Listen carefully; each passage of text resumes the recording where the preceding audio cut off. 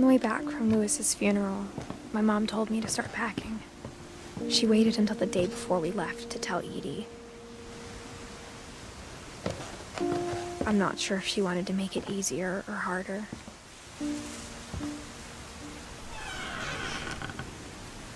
I wish we'd stayed. But I understand why we left.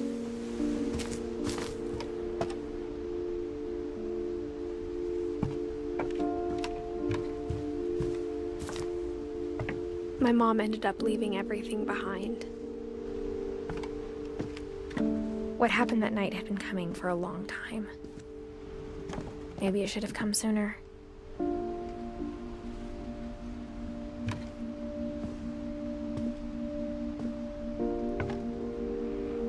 But it had to end one way or another. All that's left now is to tell you about that last night.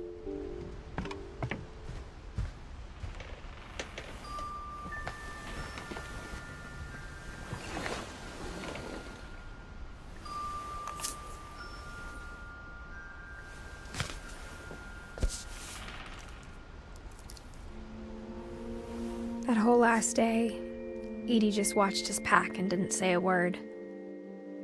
Until supper, when she raised her glass and said, "To our final night together, and all our final nights apart." Grandma, you know what I said about alcohol.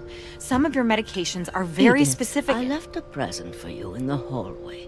Why don't you go open it? The grown-ups have to argue now.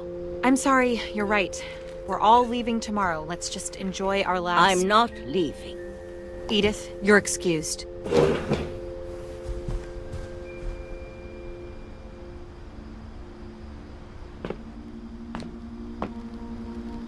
The power had been shut off that morning, but Edie always had plenty of candles. When my mom sealed the library, I don't think she knew about the other entrance. Or that Edie had a key to it.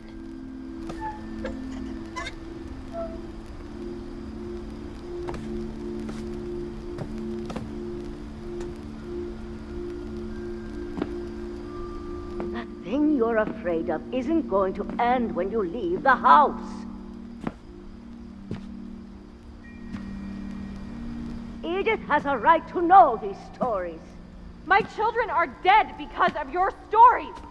I think it's best if Edith and I leave tonight.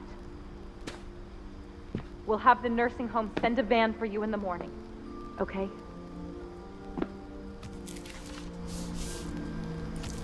Dear Edith, there's so many stories I wish I could tell you, but there's only time for one.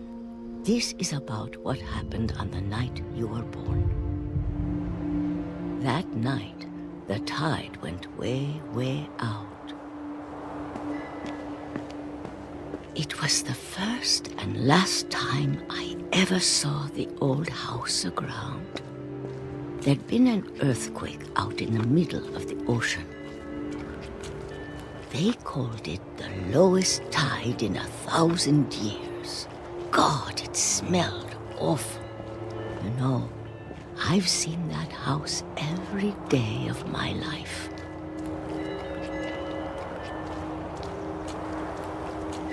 But I never thought I'd go back to it. When the fog rolled in, I lost my way.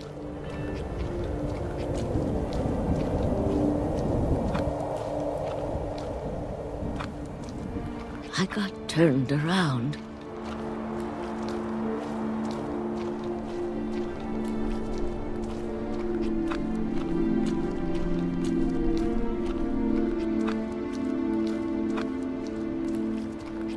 For a while, I wandered.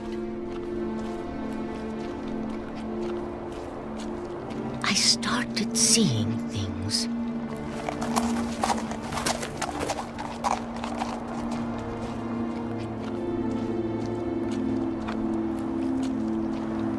Things I'd forgotten had ever existed.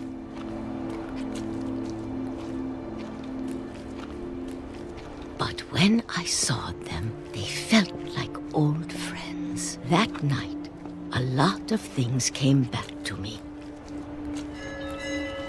Or maybe I came back to them.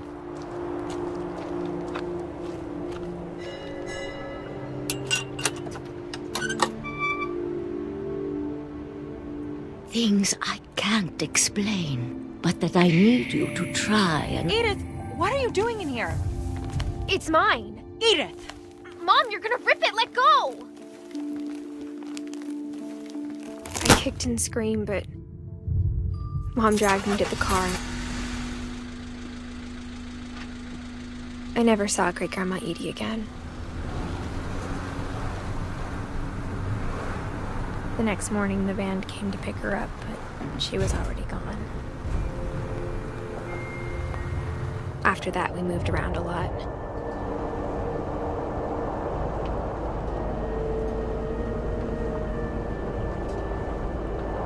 We both tried to make the best of it.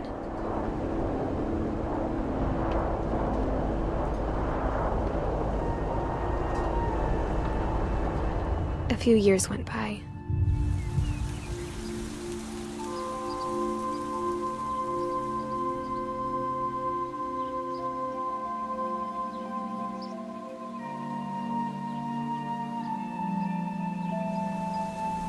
My mom didn't like to talk about it. But she started getting sick a lot. The rest happened pretty quickly.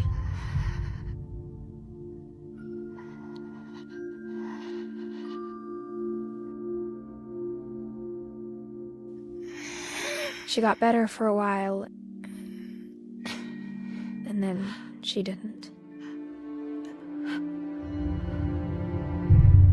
And then I was alone.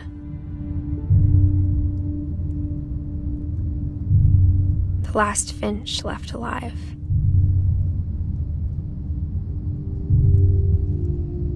Until I found out about you.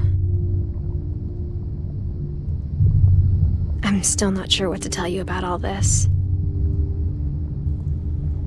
If we lived forever, maybe we'd have time to understand things. But as it is, I think the best we can do is try to open our eyes.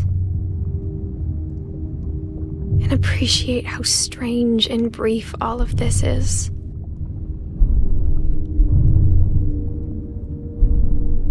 This journal was supposed to be for you.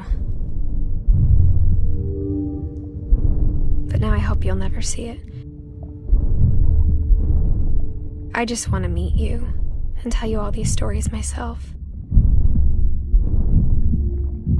But I guess if you're reading this now, things didn't work out that way.